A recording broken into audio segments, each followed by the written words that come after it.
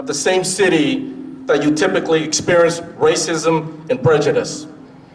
Time and again, people who are reluctant to embrace diversity, equity, and inclusion are simply more comfortable around people similar to themselves. That is an issue that we must address in order for real changes to occur.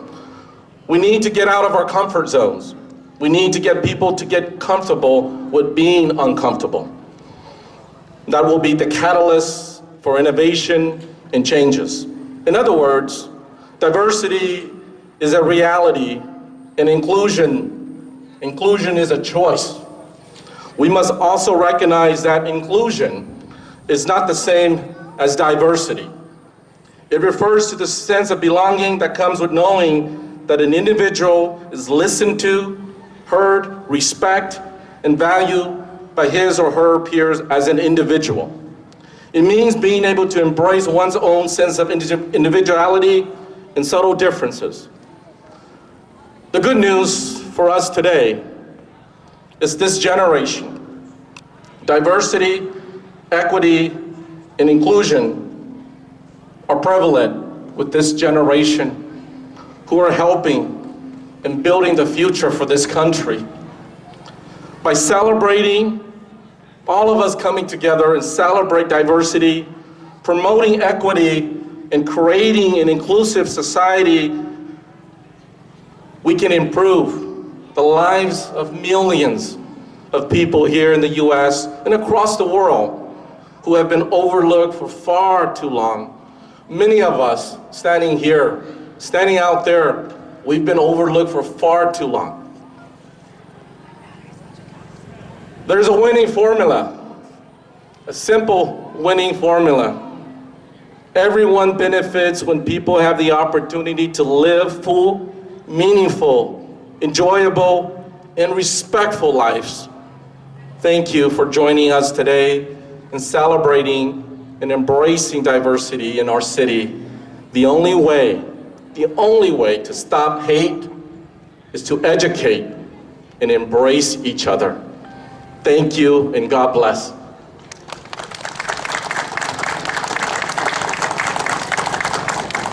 After me, I have the president of the Sierra Health Foundation, the center. Actually, she's the president of the center at the Sierra Health Foundation. Make sure I say that right. This event wouldn't be possible without the funding from the Sierra Health Foundation. Kayang Hang will be speaking, and after Kayang, I'll have our mayor, our chief, and then our leadership, our councilman, trustee. The mic will be open to them to say a few words, and then our leaders here as well. The stage has a weight limit, so we're being careful. It's not that they're any less important. So as soon as I get off the stage, we can probably bring all four of them up here. But with that, please help me welcome the president at the center, Kayang Hang. All right, this is when the mic goes down. Thank you, Paul, and thank you so much to the center, to the Fresno Center for bringing all of us together today on this beautiful day, beautiful day here in the Central Valley. So very glad to be here. Nhớ rằng số linh số tù của luôn bây giờ cái hàng của rong sa đã nó bỏ ha nếu cho staff the Fresno Center cho của tôi cũng mấy số linh số tù của rong sa hiện của tôi về Sacramento tôi của tôi xin nó của rong sa của đã của tôi cũng mấy số linh số tù nhớ của Fresno nó.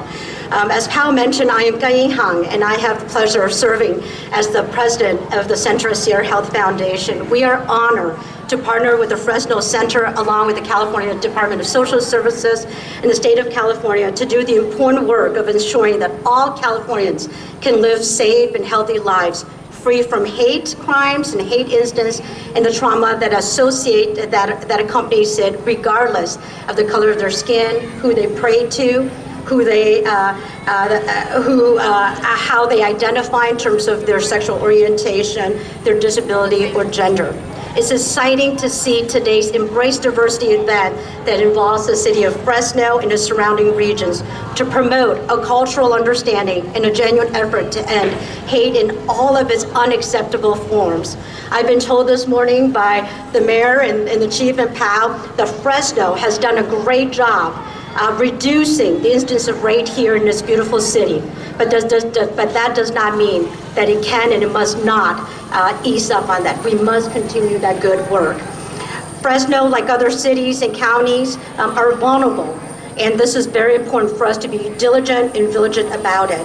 I am so heartened to see the presence of so many elected officials and government officials today, illustrating and demonstrating their understanding and commitment to ending all forms of hate crimes and hate incidents. I think some of you may have seen that according to a report this summer issued by the California State Attorney General's Office, California as a whole has seen a shot in crime by 33%. With the highest percentage being in the Asian American community by more than 178%, almost 200%. Stopping the hate is going to take political and civic leadership, both in public and private settings, behind closed doors and in conversations, in words and in action, from our schools to the halls of city halls, county supervisors, legislatures, and Congress.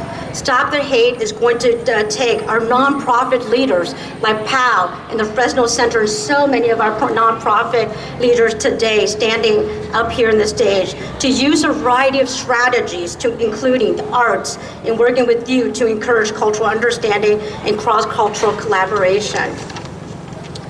I want to congratulate again the Fresno Center staff, Sherry, and so many of her incredible colleagues who put on this event for all of us, to recognize their hard work today and every day to stop the hate and to promote pride and unity among Fresno and the San Joaquin Valley's diverse community.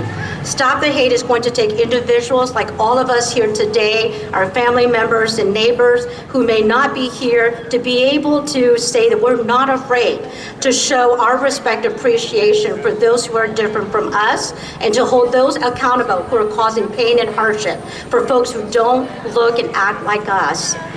Let it be known today and every day that we are a community united against racism and hate, and that acts of hate and racism have no place in this community or in any community, and those instances will not be tolerated. I am certain that you will hear from many of my colleagues on the stage that embracing the diversity that is very much a part of Fresno County is very much this beautiful city and county's diversity and is strength, and it will only be able to help this community remain stronger. So on behalf of all of us, my colleagues, many of whom are here at the Center Sierra Health Foundation, thank you, POW and the entire staff. Thank you all for being here, for embracing diversity, and thank you all for your commitment to stopping the hate. Thank you for allowing us to be part of your incredible journey. With that, I will turn it back to Paul.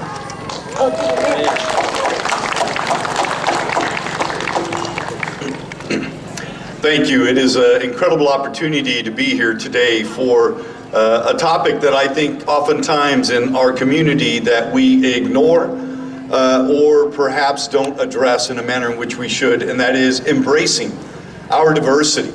The fact that we look differently is something that we should be proud of. The fact that God created each and every one of us uniquely is something we should be proud of. We live in a community here in Fresno that is one of the most diverse in the entire world. When you look at our Sikh population, our Hmong population, our Hindu population, our Latino population, African American population, and so many more, we should be proud of the place in which we live. I'm thankful that we have, thanks to the Council President Esparza is here, we have an Office of Community Affairs. I have two of my folks here today, Alma Martinez, as well as Sandra Lee, and these individuals are two of the four. We have one from our Indian community and then one from our African American community. And the reason is simple.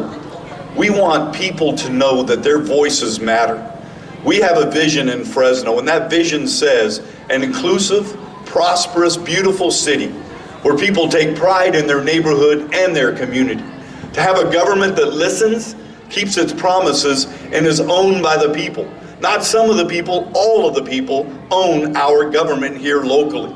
And that word inclusive is very, very important to me. That means we don't leave people out of the discussion. That one voice isn't any more important than another voice.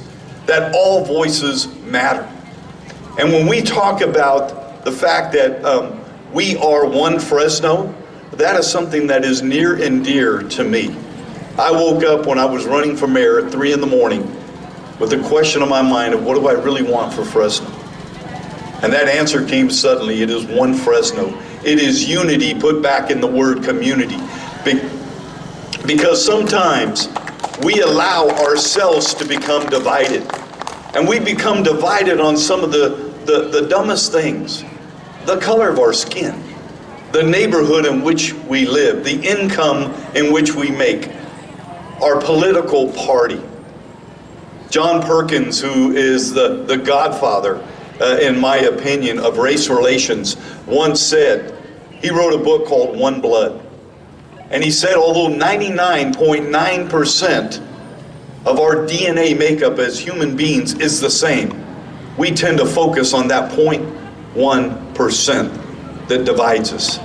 And it's generally how we look in terms of our ethnicity. And so we must embrace diversity. We must embrace inclusion. And we must love one another. Regardless of what we look like and regardless of where we live, we must love one another and support one another and encourage one another. And to me, that is what embracing diversity is all about. God bless you and thank you.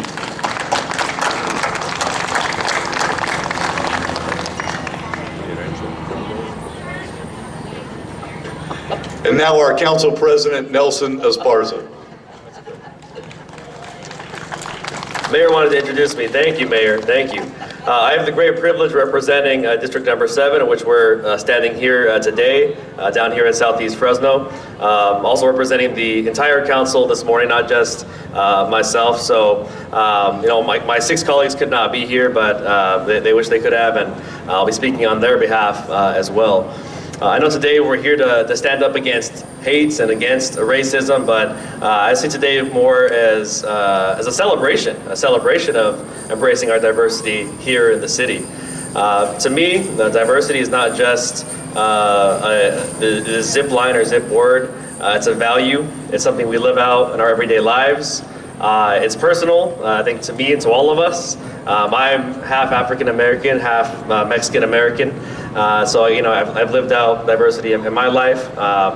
Few things bring a bigger smile to my face than looking out in the crowd and seeing all the diverse faces. And thank you to all the 45 vendors who took time to be out here Saturday morning. Give them a round of applause. And provide resources to our community.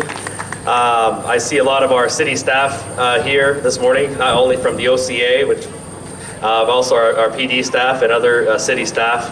And so when I say we live out diversity, something we're living out every day, it's instilled in the values of the city. It's something that we do value and that you see in our staff and the way that we carry out the business of the people, the way that we interact with people every day, the very diverse folks of the city. Diversity is in the very fabric of Fresno. And so throughout the year, we do have the privilege of participating in a number of different events celebrating diversity, but it's typically with respect to this culture or that culture, or this ethnicity or that ethnicity. And those events are great and they are fun and we enjoy them. But today, you know, I do want to thank the Fresno Center for really bringing us all together, pulling us all together to celebrate as one, under one umbrella, just the great overall diversity of this city. I don't know what Fresno would be without diversity, but again, it's really what makes up the fabric, the social fabric of the city we live in. So again, thank you to the Fresno Center, thank you to the vendors, thank you all the city staff for being here. I think it speaks volumes that it's not just myself and the mayor and the chief, but really a lot of the rank and file folks who do the everyday work on the front lines that are here as well and participating and active and present in our community. So thank you all. And so I'll keep the chain going.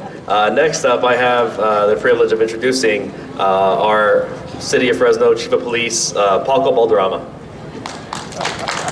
Thank you, Council President. I'm going to keep this brief, but really all I'm going to do is I'm going to give you some observations that I've had, some conclusions that I've had in the last 2 years since I've gotten here to Fresno, California from Oklahoma City. And I have been very, very astonished and inspired by the diversity in this community. This community is diverse. We have a lot of different colors and foods and cultures, and that's what makes us great. It's not our similarities, but our differences. Just last week, we got to celebrate Faith in Blue, which is a national movement all across the United States. The first time we did it was last year. And in one particular weekend, I got to go to a Cambodian temple, a Hmong celebration, a Indian Diwali celebration, and a Greek Orthodox church, just in one weekend. That's how diverse we are. And again, that is what makes us great. Our community is made up of many cultures, many languages, and all of the culture, all of the people deserve to feel safe, deserve to be free, deserve to feel protected by their police department, and deserve to have the opportunity to thrive. And that's what a lot of our cultures, that's what my family wanted when they moved to this country. It's just the opportunity to be able to live out our dreams. We are committed in the Fresno Police Department to making this community safe for everybody. And I'm sure you're proud to know that you have one of the most diverse police departments in the country. We are diverse. And it's not because of me, it's because of the spirit of One Fresno. In the last year, we've had the opportunity to promote the very first Hmong sergeant in the history of Fresno. In the last year, we also I got the opportunity to promote the two first Cambodian American sergeants, Danny Kim being one of them, who's in the back. Our representative Jim Costa was asking me how diverse our department is, so I looked it up. You know, we have about 42 Asian American police officers that make up the Fresno Police Department, a lot of them supervisors, and that makes us better, that makes us strong, and we're going to continue in that fashion. So thank you for giving me the honor to speak here today. It's always a privilege, and I want to thank my staff who's in the back. Captain David Ramos represents this part of the city. He represents me. Lieutenant Chamelbai is in the back. He takes care of all of our issues, and he does a great job. And Sergeant Belavaso is also back there. They take care of you in this community, so please give them a hand. Thank you.